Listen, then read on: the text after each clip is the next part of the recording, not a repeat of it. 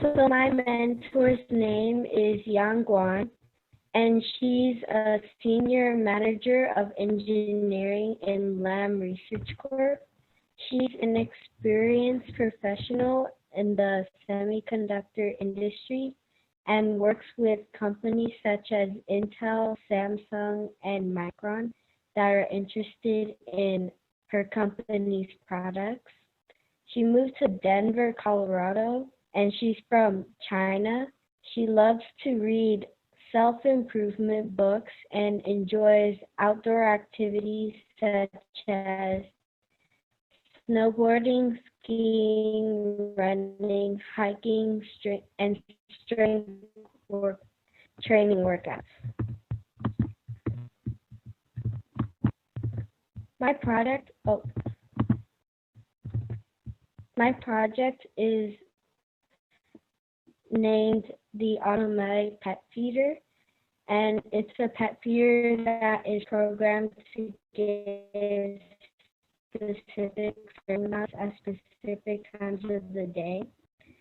It teaches me important skills that I would need for the future, like engineering, programming, software, hardware, and designing. Some of the key hardware in my project is the Arduino board and servo motor, which you can see there's pictures at the top of the side. And I use PictoBlocks to program, and I use C++ programming.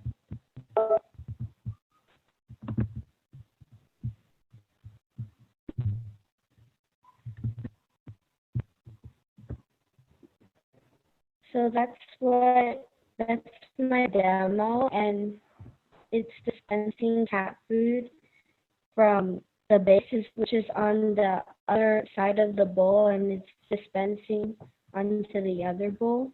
And that's what the Arduino board looks like when it's hooked up to the servo motor. And the servo motor is actually inside, so you can't see it right now, but yeah, that's what it looks like. And I programmed it to have a delay at the beginning, and then it's going to dispense food, and then it's going to do this in a loop. So my code is, I have a picture of my code on the top right. That's what it looks like, and the top left is what the whole auto feeder looks like, including with the design, and then on the bottom is what the design looks like.